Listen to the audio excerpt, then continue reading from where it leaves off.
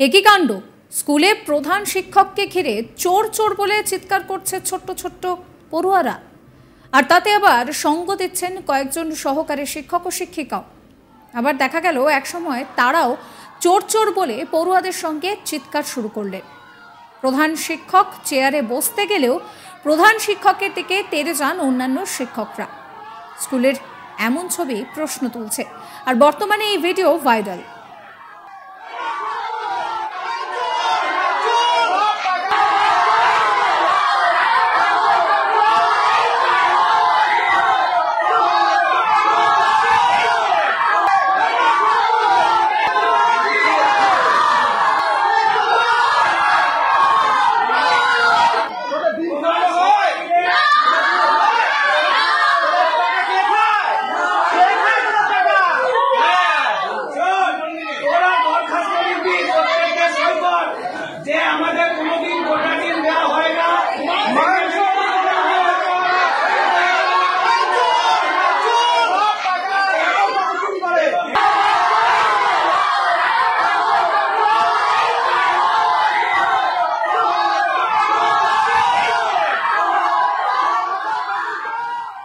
এই video viral হওয়ার পরে স্কুলের পঠন পাঠন নিয়েও প্রশ্ন উঠতে শুরু করেছে।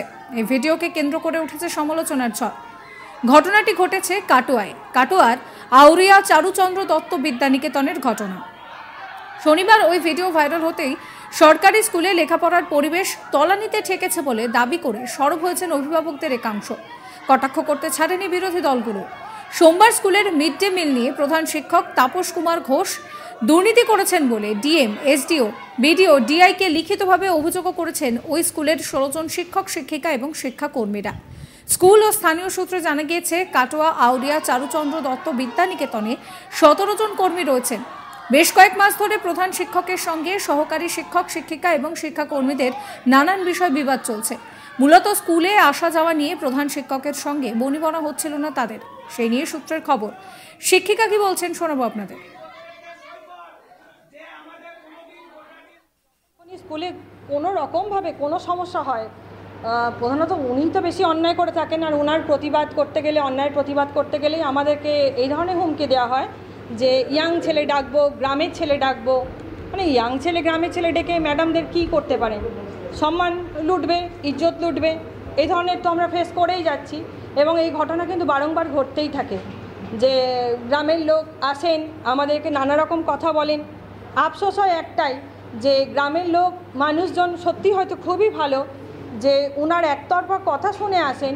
আমাদের এটা খুব আফসোস হয় যে কেন আমাদের কথা শোনেন না, বা আমাদের হয়ে কেন একজন মানুষও এসে বলেন না যে উনি ভুল করছেন। কারণ আমার স্কুলে 5.5 বছর হলো, তো আমি এসে থেকে একই ধরনের ঘটনা দেখে যাচ্ছি।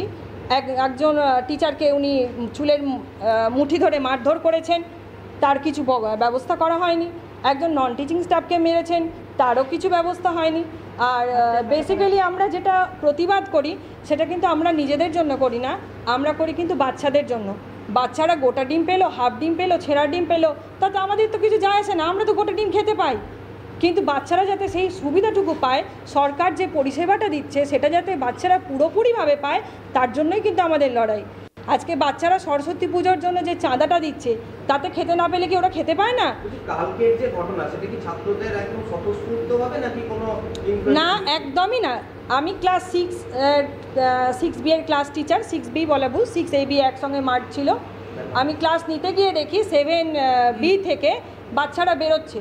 ভাবলাম টিচাররা হয়তো পড়া পারছে না বলে কান ধরে বার করে দিয়েছে। তারপর দেখছি না হট্টগোল করছে, গিয়ে তখন দেখি টিচার নেই। জিজ্ঞাসা করাতে, হ্যাঁ তোদের ক্লাসে টিচার নেই কেন? তখন উনি বলে, বাচ্চারা বলে যে হেডমাস্টার ওদেরকে বলে দিয়েছে খুব কড়াভাবে যে কোনো টিচার যদি 5 মিনিট লেট করে যায় তারা যেন দরজাটাকে বন্ধ করে দেয়, এমনভাবে বন্ধ করে যেন বেঞ্চ দিয়ে আটকে দেওয়া হয়, যাতে দরজা নক করলেও টিচাররা ঢুকতে না পারে। বললাম ঠিক আছে, আমি যদি তোদেরকে বলতে বলি তোরা বলতে পারবি সত্যি কথা। শিক্ষক পরেশ দত্ত কি বলছেন শোনাবো আপনাদের। স্টুডেন্ট এবং আনুষঙ্গিক সহকারী শিক্ষক বা শিক্ষিকারা মিলিতভাবে যে বিক্ষোভ দেখিয়েছে সেটার পক্ষেই বক্তব্য, এবং আমরা সেটাকে সমর্থন করছি, কারণ ওর মধ্যে কোনো রকম কোনো ভুল বা ত্রুটি নেই। কারণ তার সবচেয়ে বড় প্রমাণ হচ্ছে গতকাল ইন্সপেকশন হয়ে গেছে, তার সঠিক হিসেব হেডমাস্টারমশাই দিতে পারেননি। তা যাই হোক, সেটা আইনের পথে, আইন কাজ করছে। আজকে আপনারা এসছেন যে জানতে সেই বিষয়ে কি বক্তব্য, তা সেই বক্তব্যটা হলো এইটাই যে স্টুডেন্টদের আমাদের স্কুলে কোনো রকম ডিম দেওয়া হয় না। এবার কিছু কিছু অভিভাবক আবার বলছেন যে ডিম খেতে স্কুলে স্টুডেন্টরা যায় না, স্টুডেন্টরা আসে পড়াশোনা করতে। অবশ্যই স্টুডেন্টরা পড়াশোনা করতে আসে। এবার এই স্টুডেন্টদের আমরা পড়াই কি না পড়াই সেটা সবচেয়ে ভালো বলতে পারবে ছাত্ররা। সেখানে কিন্তু অভিভাবকদের সঙ্গে আমরা ডাইরেক্ট জড়িত নয়। আমাদের বিদ্যালয়ের প্রধান শিক্ষক 5 বছর আগে দায়িত্ব নিয়েছেন এবং সেই দায়িত্ব নেওয়ার পরে কম করে 10 বার গোটা গ্রামে বিভিন্ন বাড়িতে গিয়ে কেঁদে বেরিয়েছেন।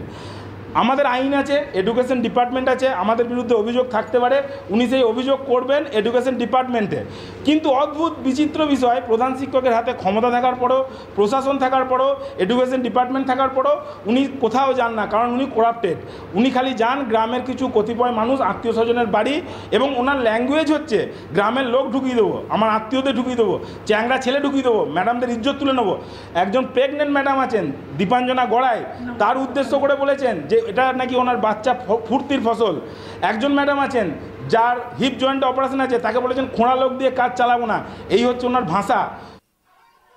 অভিভাবক সৌমেন ব্যানার্জি কি বলছেন শোনাবো আপনাদের। জানি যে এটা হচ্ছে মাস্টারদের মধ্যে ইগোর লড়াই। এটা এর মধ্যে ছাত্রছাত্রীকে ইনভলভ করা হচ্ছে। ছাত্ররা তো কিছুই জানে না কার দোষ কার ইয়ে।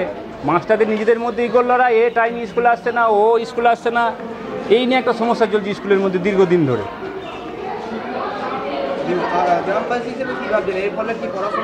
হ্যাঁ, এরপরে এর জন্য তো আমাদের বাচ্চাদের তো পড়াশোনার এফেক্ট অবশ্যই পড়ছে। স্কুল হচ্ছে না, শনিবার দিন এক পিরিয়ডের পর ক্লাস হচ্ছে না। এগুলো তো আমাদের, স্কুলটা তো আমাদের সম্পদ, ক্ষতিটা তো আমাদের হচ্ছে না। মাস্টাররা নিজেদের মধ্যে মারামারি করছে, আর ক্ষতিটা তো আমাদের হচ্ছে, ছাত্রদের হচ্ছে। এর মাঝে যে ছাত্রদের মানে ব্যবহার করছে, এটা কি ঠিক করছে? না, কখনোই ঠিক না এগুলো। কোনো পক্ষই দোষী বা পুরোপুরি দোষমুক্ত নয়। না, দুটো দলই সমান।